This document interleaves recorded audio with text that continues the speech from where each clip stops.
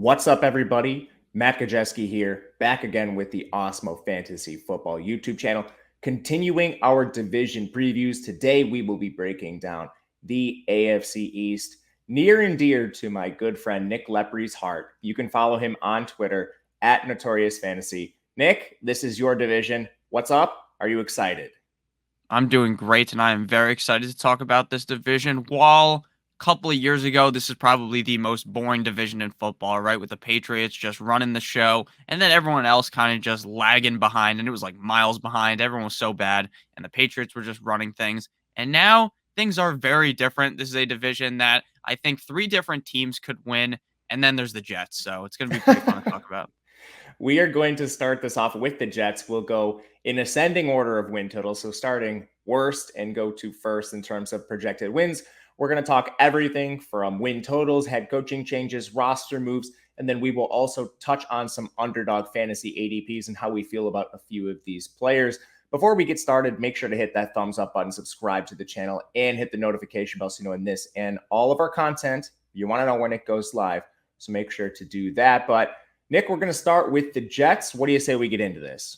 All right, let's do it.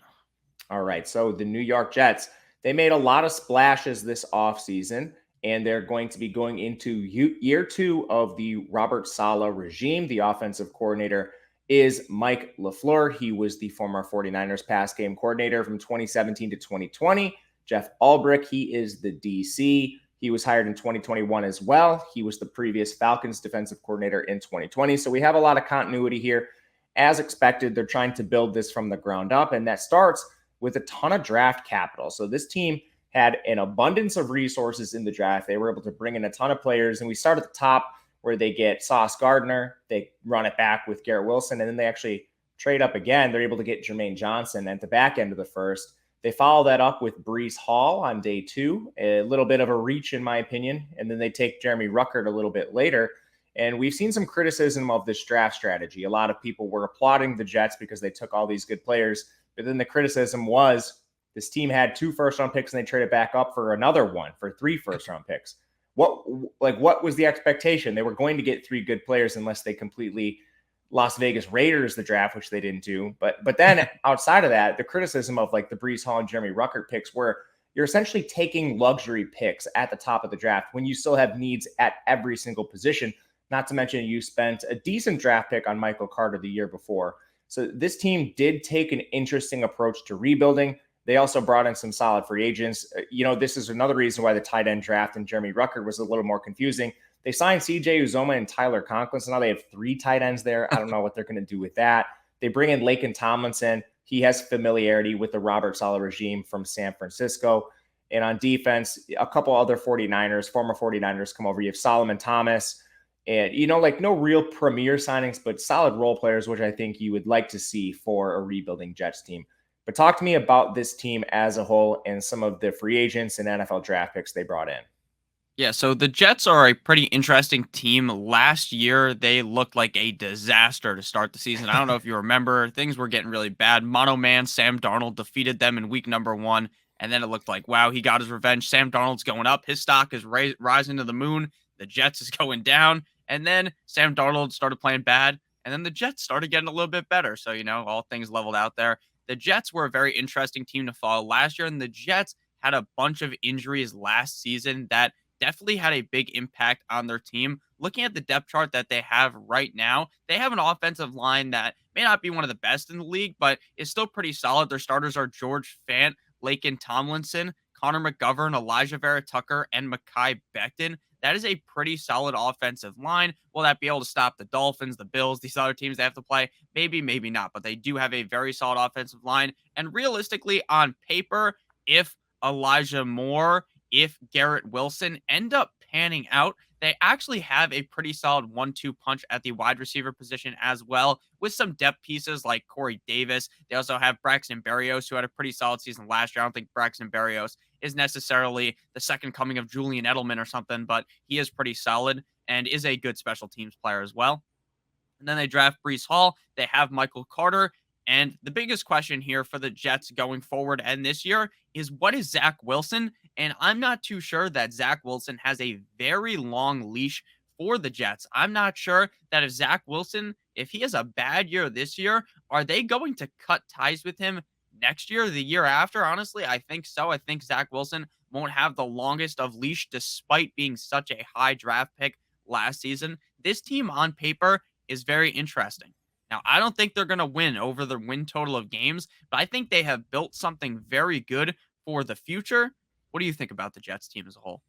I definitely think they're improved, like you said. When you look at what Zack Wilson was throwing to last year, it's really hard to deny that. I mean, especially towards the end of the year when Elijah Moore was hurt, Corey Davis was hurt.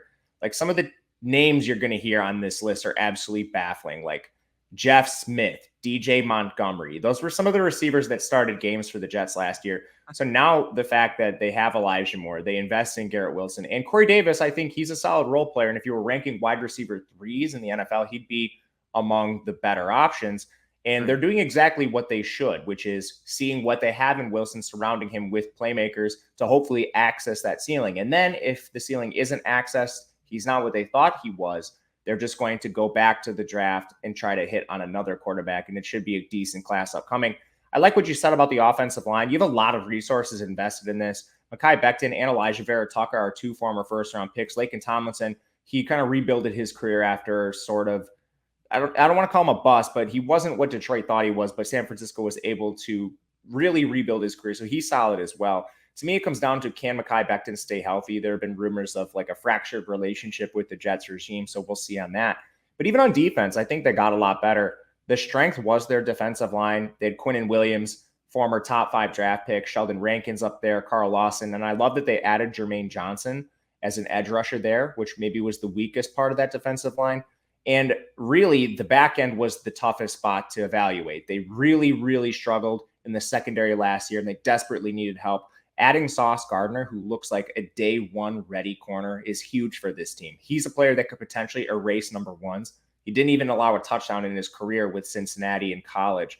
Not to mention you have Ashton Davis still there as safety. Jordan Whitehead's fine. And they spent a pretty decent pick on Bryce Hall a couple of years ago at corner. So looking better, I think still a ways to go.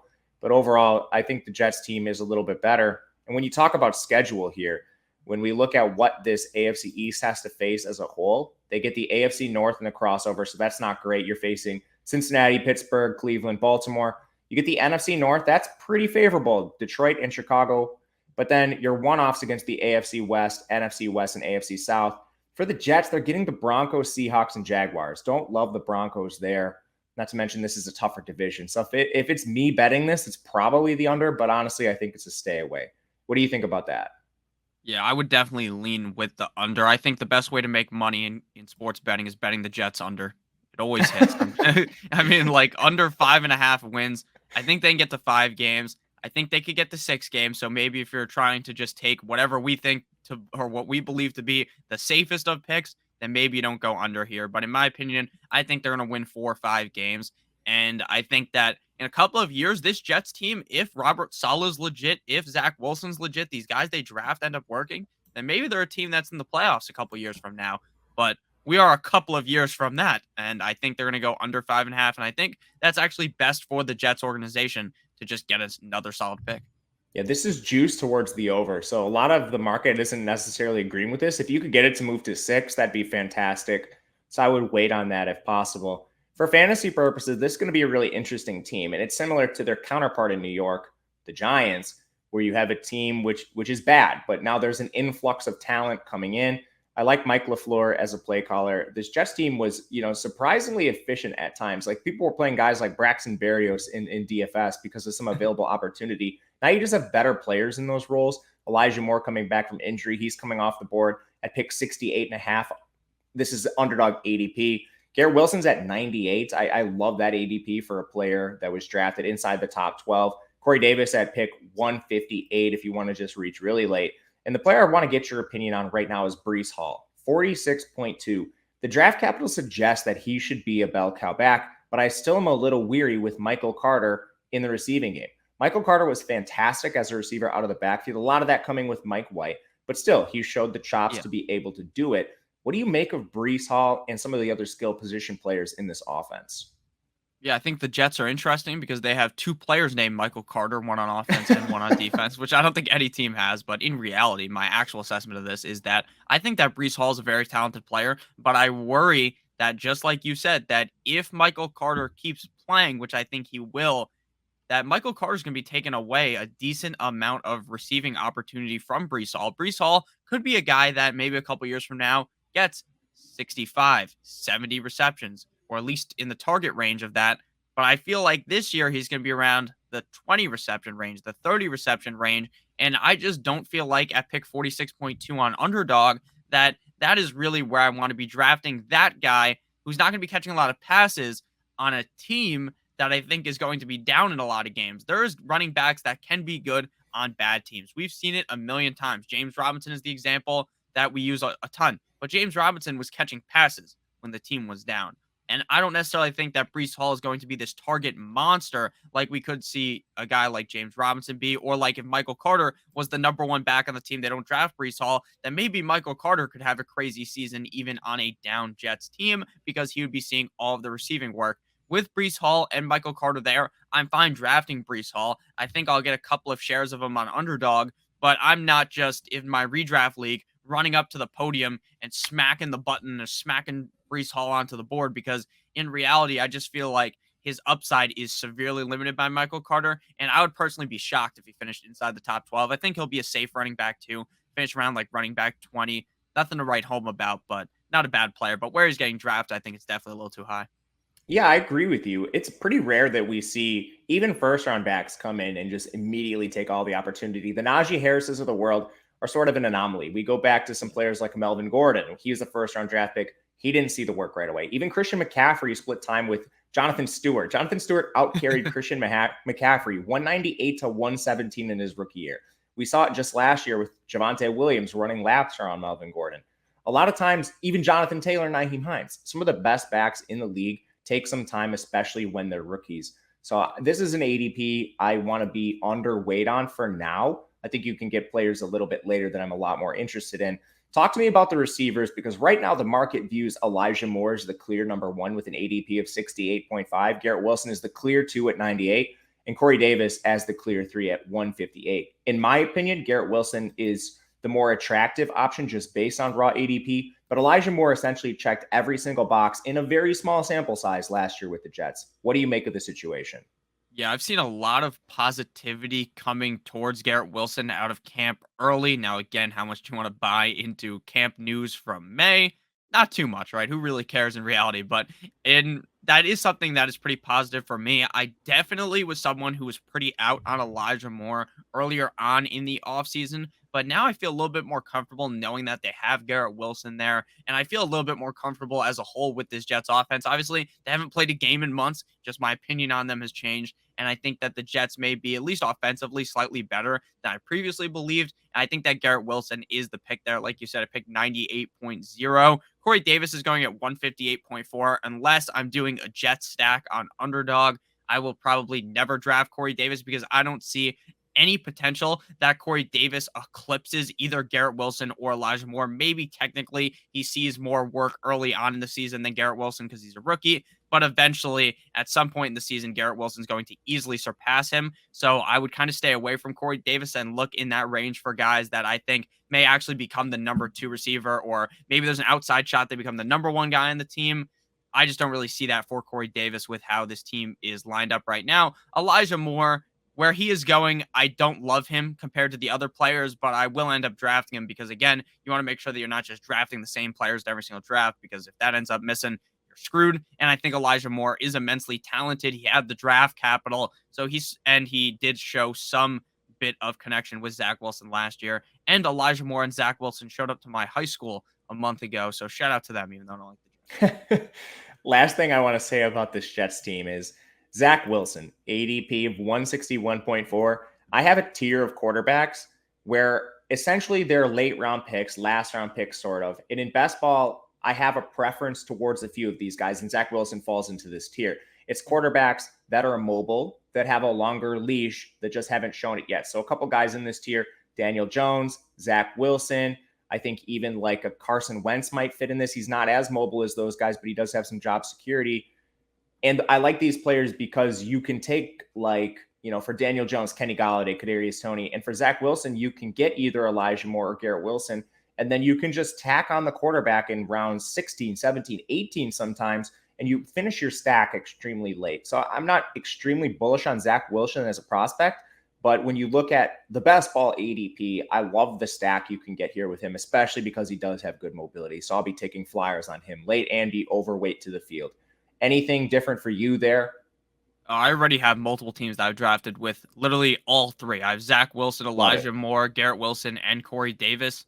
Again, you don't need to stack all three together. It's just that they kind of just go so spread out in the draft that it's kind of easy from any position you're drafting in to just pick all three of them. So, and then Zach Wilson, obviously, basically free towards the end of the draft. I have noticed more recently, though, people are getting a little bit more confident in drafting these late round quarterbacks in less late rounds, right? Instead of round 17, 18, they're creeping up a little bit more, but they are still guys that are basically free in your draft. And I think that Zach Wilson, if he hits, if he plays like he did at BYU, then man, oh man, you're going to be very excited. But in a redraft league, I'm in a one quarterback league, I'm not really getting close to Zach Wilson. All right, let's talk New England Patriots. They are projected for 8.5 wins. That is third in this division. They do have some changes on the coaching staff. We have Bill Belichick, of course, as the head coach, but they no longer have an OC. We saw their former OC move over, and now the head coach of the Las Vegas Raiders. They haven't had a defensive coordinator since Matt Patricia. So, I mean, that isn't new, but still vacant. Bill Belichick just taking an interesting approach with his coaching staff. So we'll see what that ends up being. But overall, the Patriots, they're a relatively similar team to last year. Mac Jones was the big change they made then, and they're trying to surround him with more weapons. Last year, it was the tight end heavy approach. They signed both Hunter Henry and Jonnu Smith. I think that was a mixed bag in terms of results. This year, they trade for Devontae Parker, former Miami Dolphin. He joins a receiving core that now is Kendrick Bourne and Jacoby Myers as the projected starters. They took a really interesting approach in the NFL draft, taking Tyquan Thornton, an absolute burner out of Baylor, really high, way higher than expected. Tyquan Thornton was below average in terms of yards per route run and targets per route in college, not the NFL average, below the college average. So they're very much banking on the development of his speed, and I view him as a one-for-one replacement for Nelson Aguilar, but we'll see if that ends up coming to fruition. Where this team really succeeds is defense, and they've been able to keep a lot of their defensive players intact. They now have Matt Judon. They have Lawrence Guy, Devon Gottschalk, Dietrich Wise in the defensive line. Their secondary is fairly strong. They did lose a couple players there. J.C. Jackson's the main guy I want to mention. His loss is going to be key for this team. Can they find a replacement for an all-pro corner, a guy that was really able to erase opposing wide receiver ones? They bring in a couple guys to try to replace him. Malcolm Butler's back with the team. They draft Marcus Jones, who is a very versatile corner out of Houston. But even with that said, I'm just not sure they were proactive enough replacing some of the players that previously were premier options for this team. So I think they're sort of in a soft rebuild. They're a tough evaluation, and you always want to kind of bank on Bill Belichick. But, 8.5 wins, I think I'm going under with this. Talk to me about the roster here. Yeah, I believe with you in the under, but I mean, it's very hard to bet against, like you said, Bill Belichick. I would stay away from that, right? They might win 12 games, wouldn't surprise me. They don't really have the team to win 12 games, but they do have Bill Belichick. They have one of my favorite defensive players in Kyler Duggar. I barely knew her. Kyle Duggar, that's his name. Very funny joke. Small school phenom. Love Kyle Duggar. Yeah, and they also have my boy Jabril Peppers on defense as well. So they have a defense that I like a lot. Like you said, there was definitely some huge misses there. Now they have Jalen Mills starting at corner. I'm just not a Jalen Mills guy personally. I don't know about you. I mean, the downgrade from J.C. Jackson to Jalen Mills is exponential. Yes, it is very bad. Matthew Judon is a player that I do really like, though, on their defense. But as a whole, their offense is basically like, if you Googled like the most like mid offense ever, that's what would show up, right? You got like Devontae Parker, Jacoby Myers, N'Keal Harry is somehow still on the team. I think he's going to get cut probably. Yeah, that's the thing, and why they're a little bit, tough to trust is they've missed on players, and N'Keal Harry is the prime example of that. Yeah, Kendrick Bourne. And they still have Devin Asiasi on the team, Dalton Keene. Remember they just drafted a bunch of tight ends and realized that didn't work, so then they just paid $1 million for all these other guys? It's like they've been chasing the Aaron Hernandez Gronk years for the last couple, and even the Hunter Henry and Jonnu Smith signings reflect that. and it just hasn't gotten there. And, you know, I didn't even mention their first round pick, Cole Strange. They're trying to replace some offensive linemen they lost. You know, like Ted Karras is gone. Shaq Mason was traded.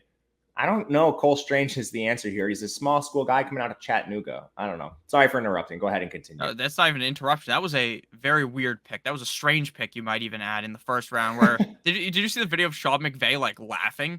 He's like, yes, that was Chattanooga. Yeah, Sean McVay, the guy with no first round capital for the next 8 years, laughing at a first round pick. Hey, they won the Super Bowl though. Can't say anything bad about them. Yeah. So it's also very weird to see a team that is projected to have 8.5 wins have one player in fantasy football based upon ADP right now at Underdog being drafted inside the top 100, and that is their running back Damian Harris. And they also have Ramondre Stevenson. They have Pierce Strong. They have James White. This is one of the most confusing backfields in the NFL, in my opinion. I think Damian Harris is the most talented, but I think based upon what Bill Belichick has shown us in the past, do they really want to commit to just one running back? Or is this going to be one of those seasons where you're just like, oh, maybe I'll start Damian Harris, then you start Damian Harris, then Stevenson does good, or James White maybe becomes healthy and he's just catching all these balls and it like just derails this running back core. What do you think about the running back core? That's my biggest question with this team. It's a disaster, dude. Especially, we can touch on fantasy football here for the running backs. You already kind of did so a little bit, but you're looking at a 3-back committee, I think, at best. Damian Harris at 93.4. I think that's too much for a guy who's splitting first down work with Ramondre Stevenson coming off the board at 122.7. A little more palatable, but even there, like if Ramondre is going to hit his ceiling and have a 3-down workload, he's going to require like 3 injuries. And that's because they have used a pass catching back regardless of James White's health. And last year, James White, he got injured. He injured that hip, and we'll talk about him in a second, but he might not even be ready for the start of the year. They used Brandon Bolden as the pass catching back. Like if Brandon Bolden is going to play on pass downs over Ramondre and Damian Harris, I don't think there's any way those two are working into pass catching sets this year. They draft Pierre Strong pretty high too. And that was a curious pick in my opinion. Like not really high, but I mean, they spent decent draft capital on him, a small school guy, an FCS guy. What is his role? Is this team sometimes carries 4 active backs, but one of them is going to have to play special teams if that occurs. They also took Kevin Harris late. So, I mean, it looks like based on the moves this team has made this offseason, they're going all in on the run. They're going to try to win with their defense, and they're surrounding Mac Jones with enough talent. So in pass-first situations, they actually have some capable bodies, you know, like not Nelson Aguilar, Jacoby Myers, and Kendrick Bourne. So, I mean, all around, it's curious decision-making. I think I'm fully out on the run game. I'd rather take receivers for this team if I'm taking anybody at all. Does that make sense? Are you in agreement? Yeah, I'm definitely in agreement with that. It's very funny that like the Jets, we just talked about how they are one of those teams that we don't know what to do with Breece Hall and Michael Carter, but every team in the AFC East, I feel like the Jets have the most easily able to project the backfield, what's going to happen, right? Because you got the Patriots with all these running backs, True, the Bills, and then the Dolphins have just like 7 guys. So it's like very confusing to try to figure out. But at the end of the day, I do agree with you. I like Mac Jones a decent amount in underdog drafts. In a redraft league, though, his upside is so limited by the fact that he just cannot run the ball. Any quarterback in my book that is a statue in the pocket that I don't see throwing 4,500 yards, there's no real reason to draft them in my book, unless you're reaching real back. You're drafting a guy like Matt Ryan, who I think just the team itself could maybe carry him to do that. Mac Jones here with Devontae Parker, Kendrick Bourne, Jacoby Myers. Like, again, I like Devontae Parker. He's my favorite receiver to draft out all these guys. He was a guy that I honestly didn't like in Miami, but last year he kind of looked pretty solid to me. So I think in 2022, if I'm going to draft anyone from this team, it's probably going to end up being Hunter Henry or Devontae Parker. I like those two. I would go with Parker and Henry as well. I know you're pretty bullish on Hunter Henry, correct me if I'm wrong, based largely on the latter half of the season when they sort of phased out Jonnu Smith. Early on, Jonnu and Henry were splitting 50-50, but then Hunter Henry, just the efficiency he put on the field he was outpacing Jonnu Smith. And luckily, the Patriots realized that and then committed to Henry. So that's why you like him a little more. Correct me if I'm wrong. Yeah, and because, like, in the red zone, he is just such a threat. They just throw him the ball every single time. Like, besides now, I guess, Devontae Parker, like, who else are you really concerned about being the big body guy that's going to be scoring the touchdown? If they're on, like, the 4 or 5 yard line, in my book, I think the ball is going to Hunter Henry, and he was super successful. I understand touchdowns could regress. If he only scores like 6 touchdowns this year, then this is going to be a swing and a miss, right? My take on him is a huge swing and a miss. But if he gets 9, 10, maybe 12 touchdowns, then you're going to be very happy with drafting Hunter Henry at pick 152. I'd also take Jacoby Myers. You speak of touchdown regression. He's a guy that should have some touchdowns. He's almost allergic to the end zone, but that doesn't do the story justice because he is targeted in the red zone, and for whatever reason or another, it just hasn't worked out. But Jacoby Myers, he should be scoring more touchdowns. He's going to play in the slot. His yards per route run is super efficient, so I'm fine with him as well if you prefer him to Parker. Mac Jones, just a little lukewarm on. I'll be taking him when I end up with one of these receivers just to finish out stacks. But overall, win total 8.5. This is a tough division to evaluate because I think at the bottom end, you have some easier schedules, basically just the Jets. But then once you get to the first and second place schedules, the Patriots are playing a second place schedule. It gets pretty tough. Again, the AFC North and NFC North and crossovers. Then you get the Raiders, Cardinals, and Colts for the Patriots. So you're even getting the tough part of those divisions. Those games are no cakewalks for the Patriots. So 8.5 wins. I'm going to go under this. Anything left to add for you? Yeah, I just wanted to point out Jacoby Myers, like you said, how he was allergic to the end zone. I remember him scoring against the Jaguars in like the second to last week and just going crazy when I saw that go on red zone because I was like, holy shit, he finally scored. Played him on DFS for like 7 weeks in a row.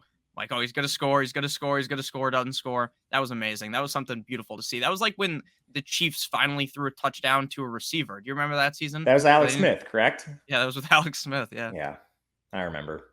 All right. So okay, you can go. I was just going to close out by saying over 8.5 would be my lean, but I probably would stay away. Going with the Bill Belichick magic. Wouldn't be surprised myself. Didn't think they were going to get there, and they did. But before we move on, let's talk about Underdog Fantasy. We've been referencing them the entire show.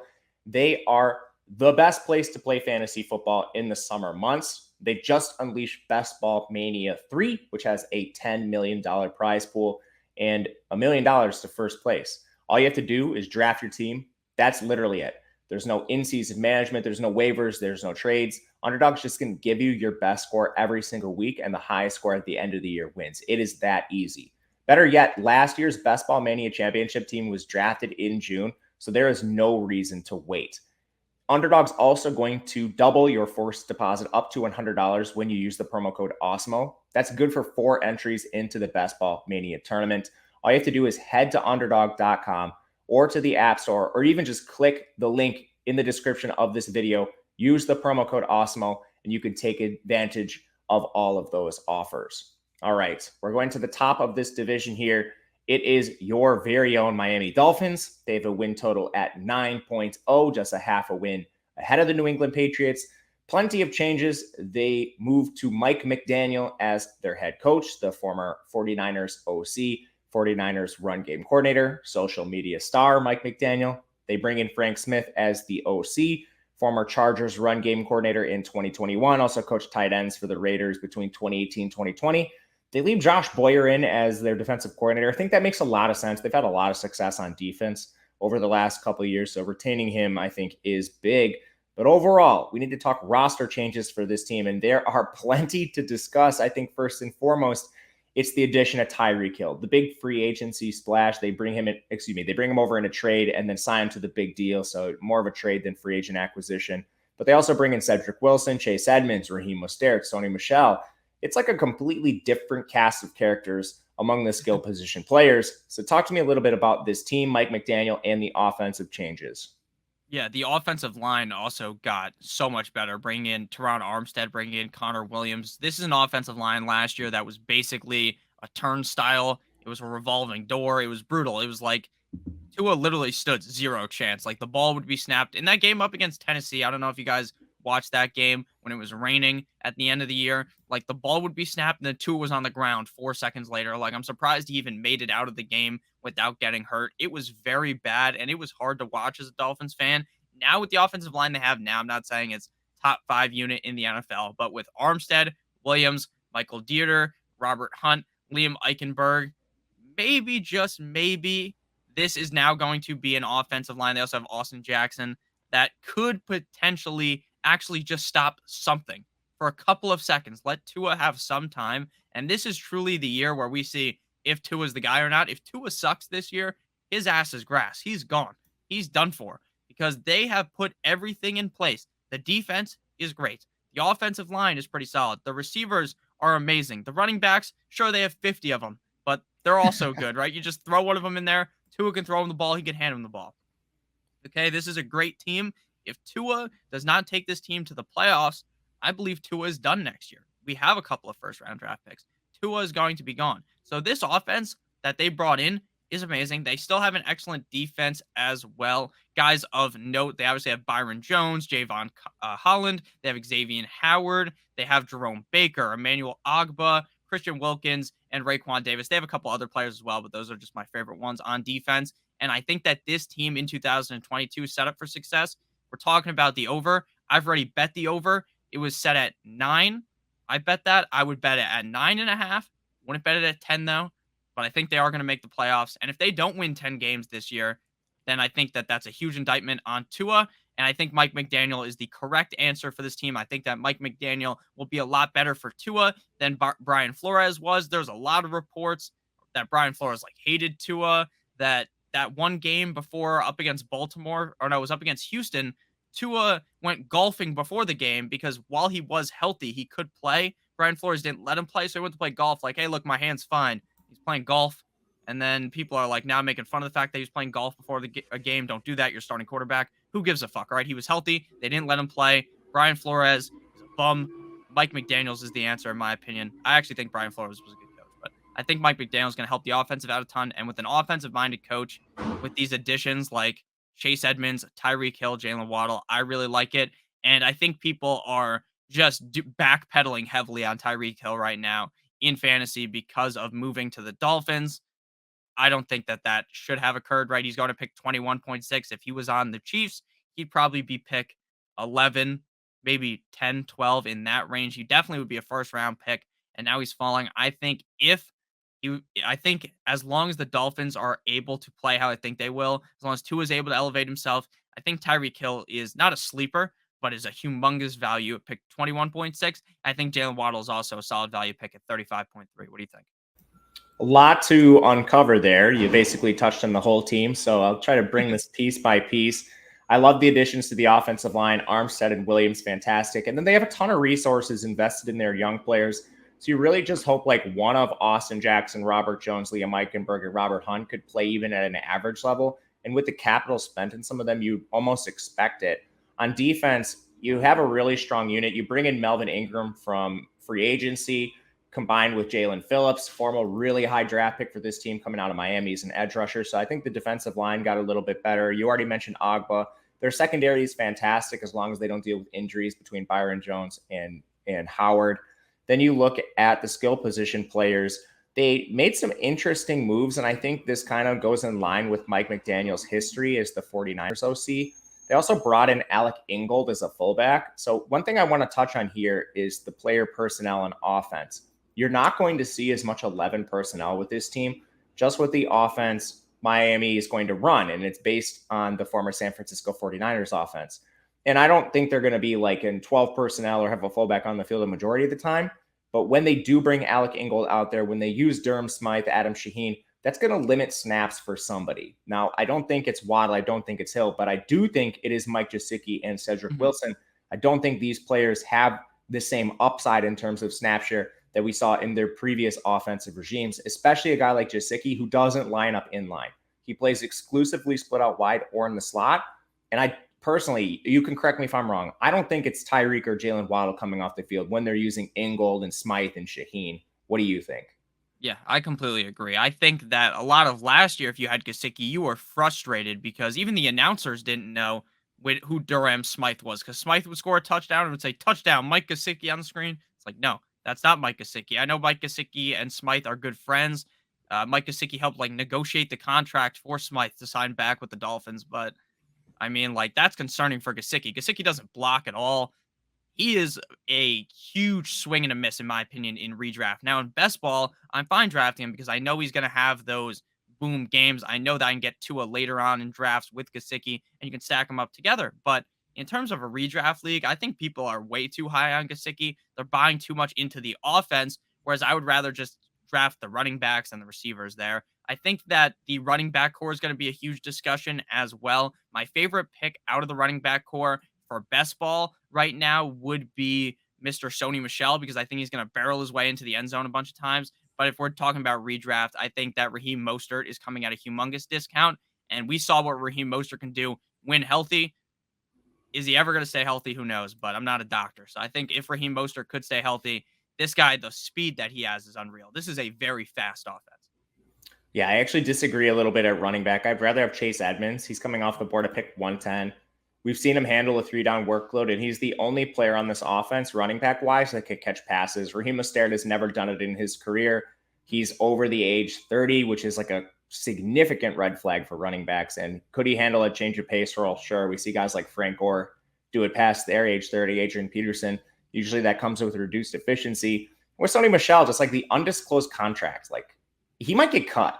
I don't know what they're paying him, but man, that is like a huge red flag as well. Like agents typically broadcast incorrectly the contract numbers for their players. Like they'll be like 85 million for Sony Michel, and then you find out like 25 million of it's guaranteed. After 2 years, they can be cut like no holds barred. So agents aren't always the most forthright, but for them not to disclose that, I think that's a huge red flag. I think you should monitor Sony throughout training camp. And then for me, I'm just trying to get Tyreek Hill and Waddle and probably avoiding the rest of the pass catchers because of the presence of Ingold and multiple tight ends. And Tua, I mean, he's coming at a premium right now, like pick 133, a guy that doesn't have any mobility whatsoever. Like he's below even the Patrick Mahomes, Justin Herbert level mobility. I'm probably just waiting and like getting Daniel Jones or Zack Wilson later, like significantly later, like 60 picks later, rather than take a guy in an offense that could be a little run heavier than we expect if it kind of mirrors San Francisco, and a player that hasn't shown it yet. So I'm out on Tua right now for for best ball. But anything else to add? Yeah, I just think that when you have two receivers being drafted in the top 40, I think they're almost discrediting Tua a little bit, right? Because if you think Hill and Waddle are going to be good, then doesn't Tua have to be good? I mean, he can be good and then still be outscored by people with mobility. Yeah, definitely. So I pick 132. It's not that I don't like Tua. And again, like this is a popular thing around the industry. It's like, don't hate the player, hate the ADP. Like pick 133 for Tua is a little bit rich, especially when you can get players with similar skill sets and two receivers with maybe the same upside going later. Think like Russell Wilson in Denver. They have two receivers that aren't going as high as Waddle and Tua because they're not as proven, but you just have a better signal caller in Russell Wilson going, a little bit ahead of Tua.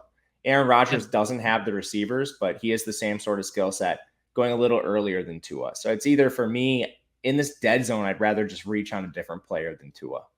Gotcha. And I agree. I would definitely, I'm this season, unlike most seasons, I'm really just looking to take one of those top 12 guys that I feel confident in rather than waiting, because this year I feel as though while there's a lot of guys, maybe there's like 15, 16 guys I could see finishing inside the top 12. After you get outside of that, it looks real weird. Like then you're drafting Daniel Jones, you're hoping for the upside and all. So I'd rather just draft a quarterback that's inside the top 12. Like I'm targeting guys like Jalen Hurts very highly.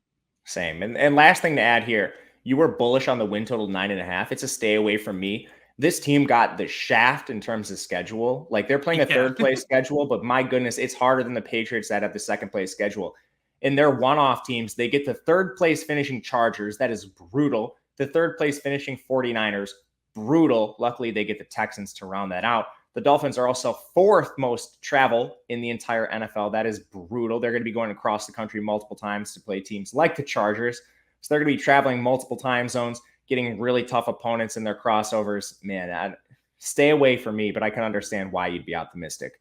Anything else to add?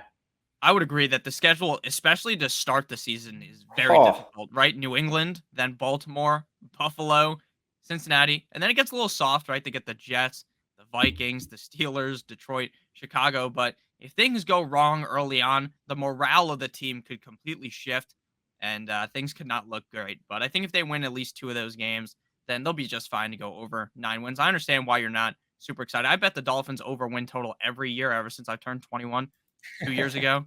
So that's just because I like the team. But I think that they should be able to get to 10 wins. For those of you that didn't know, Nick, he's a Dolphins fan. But let's go to the final team in this division. It's the Buffalo Bills. projected 11.5 wins. They are the reigning champs of this division. Sean McDermott, he is the head coach. Still, they bring in Ken Dorsey to replace Brian Daboll. Not a ton of change there. Ken Dorsey is an in-house replacement. He was the Bills' pass game coordinator last year, and he's coached quarterbacks for the last 3 seasons. Leslie Frazier remains DC. He was brought in alongside McDermott in that 2017 season.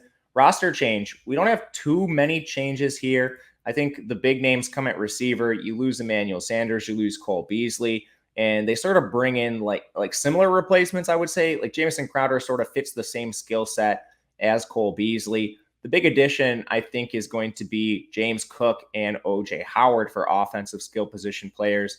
Offensive line is similar. Roger Saffold re-signed. David Kessenberry comes over. But overall, Mitch Morse was re-signed as well. So pretty similar offensive line unit. Defense got a lot better with the addition of Von Miller. He's going to bring a ton of juice to this edge rushing group, which was kind of just held down by Gregory Rousseau, and AJ Epinesa was an early day 2 pick. They have a lot invested in this unit, including Ed Oliver. They like to invest in defensive line. I don't think they've gotten the ceiling they've wanted out of the position, which makes the Von Miller signing even better. You do have Tre'Davious White coming off a torn ACL, which is a bit of a question here, but they drafted Kyer Elam, a corner out of Florida, to kind of bridge the gap until you get a fully healthy Tre'Davious White. Teron Johnson's also been fantastic in the nickel position. Safety, also great. Micah Hyde, Jordan Poyer. Those are 2 fantastic players there. So I like the defense, not to mention we didn't even talk about Tremaine Edmonds and Matt Milano at linebacker. Very complete unit overall, in my opinion. What do you make of the Buffalo changes this offseason? Because I view them as a team taking a step forward. Yeah, the Buffalo Bills definitely did take a huge leap forward. And how much, I guess technically not a huge leap, because it's hard to get higher than where the Buffalo Bills were, right? The Buffalo Bills were last season a Super Bowl contender, a team that I thought should have beaten the Chiefs in that game, but it is what it is. The rules are the rules. They changed the rules now. The rules still suck, though. They didn't even go all in on changing it correctly, but it is what it is. I think that the Buffalo Bills are going to win this division easily. I think they're going to win like 13 games. While I want the Dolphins to win the division, I don't think that they will. I think the Bills will. I think that offensively, this is one of the best offenses in the NFL. Sure, they lose Emmanuel Sanders. Sure, they lose Cole Beasley. But who gives a shit, right? Jamison Crowder is probably better than Cole Beasley and Emmanuel Sanders combined. And they still have Isaiah McKenzie. They have Gabe Davis. They have all of these players. Now, if we're talking about fantasy football, which I'll talk about just for a couple seconds, now go back into the team as a whole, I think Gabe Davis is probably the most confusing player to assess ever, because I think he's really good. He's on a really good team. He's the number 2 receiver, but he's going at pick 54 right now on Underdog, which seems like unless you draft Josh Allen, there's really no reason to be drafting Gabe Davis at that ADP, in my opinion. We can talk about that in a couple of seconds. I'll get your opinion on that. But as a whole, with the team the Bills have, especially now with who they have added on defense when they bring in Von Miller, I don't think Von Miller is really still Von Miller from the past, but he's still there. He's still Von Miller, still pretty decent. So I think that this defense with the offense that they have, if they go under 11.5 wins, Buffalo might burn to the ground. If they don't make it to the AFC Championship, Buffalo probably burns it to the ground. I think that only happens with the Josh Allen injury and you get Case Keenum out there. So me and you are both bullish on the team. I think win total 11.5. Over's the only play here. The schedule is going to be tougher. They're playing a first place schedule. So again, AFC North, NFC North, but then you get the Chiefs, Rams, and Titans. I think among first place schedules, that's not so bad. I would rather face the Titans than the Colts at this point. The Chiefs, we lost our boy Tyreek Hill, so maybe a little bit weaker Chiefs team than we've seen in the past. So I think winnable games all across the board. Going to go the over there.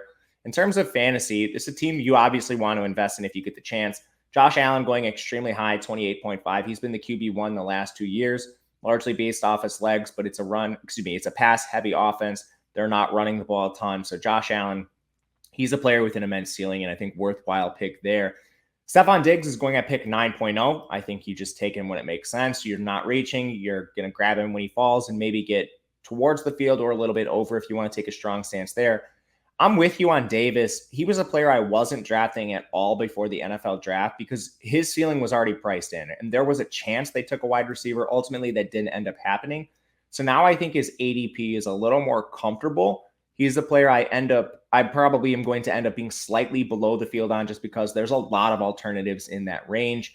And the player I want more of is Crowder, coming off the board at pick 137.5. Josh Allen has targeted the slot a lot in his career, whether it's been Cole Beasley or even Dawson Knox, who lines up in the slot and out wide quite a bit. Crowder, I think, is a fantastic player that you can get a late attachment to this offense. The question I want to ask you is at the tight end position.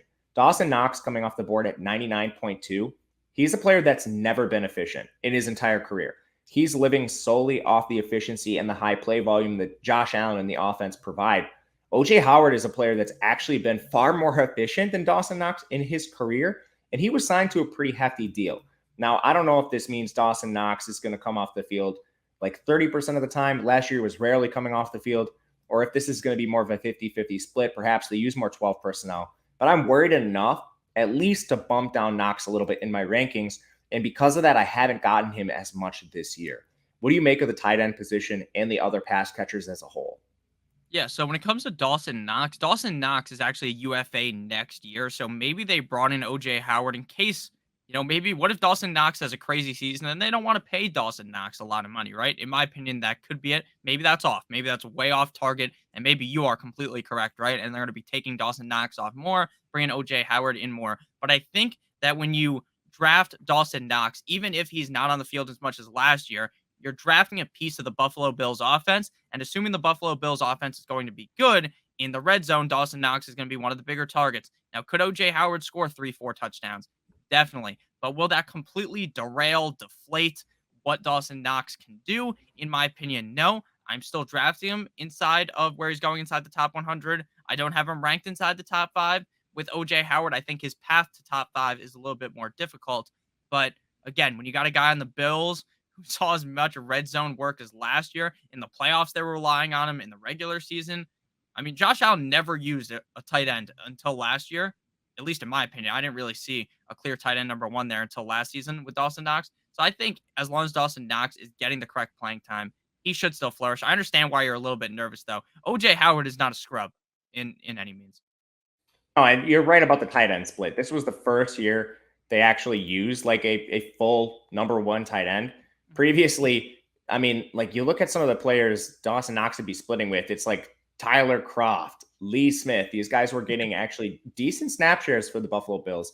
So OJ Howard coming in, I think that at least raises some concern. I'm not actually sure what I'm going to do with Knox yet. I plan on being a little under the field, but we will see. I think the last position we really need to hone in on here is the running back, because you're getting a cheap player no matter who you take. Devin Singletary, ADP, just inside of 105. James Cook at 106.5. So these guys generally are available at the same time. And if you have a preference, you can take one or the other. It's hard to get them both just with their ADPs unless you reach on one, which I don't really feel inclined to do. But for me, I'll tell you personally, and then want to get your opinion, I would rather have James Cook. Devin Singletary has been a player they've tried to use in timeshares multiple times with Zach Moss. And I mean, there's been just an array of players that have situationally popped up for the Buffalo Bills, Matt Breida included. James Cook is a player they drafted highly. He's a smaller player. He's around 200 pounds, comes out of Georgia. Solid pass catcher, which is very important to this offense. Like Singletary, he doesn't have ideal size. So I view this as a committee one way or another. But if I'm going to plant my flag on one of them being the 1A, for me, it's James Cook. And again, outside the top 100, I think more than worth a pick there. What do you make of the tandem of backs?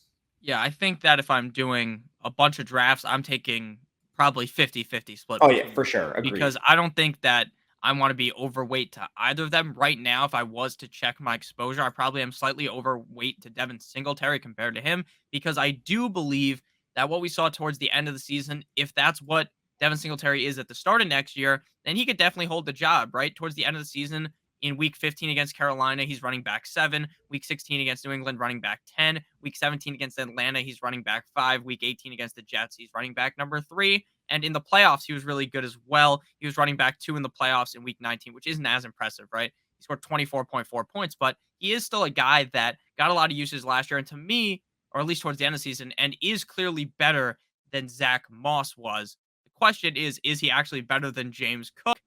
Who knows? But I think that I would be drafting both of them a lot because I want to get pieces of the Buffalo Bills offense. I would slightly lean, though, towards Devin Singletary based upon what I saw last season. But James Cook is by far and away the better receiving back. Devin Singletary basically has stone hands.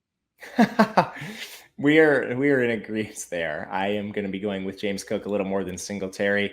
And I think win total for me, it's going to be over. It's a little bit steep, but I think that's the only play here. Any last words on the Bills? Yeah, I'm definitely leaning the over as well. And man, I would be, if I'm a Bills fan, if they don't make it to the AFC Champion, if they don't make it to the Super Bowl this year, you just have to be mad, right? They've been so close so many years in a row. Must be hard, except for actually being the Dolphins fans way worse. We can't even make the playoffs.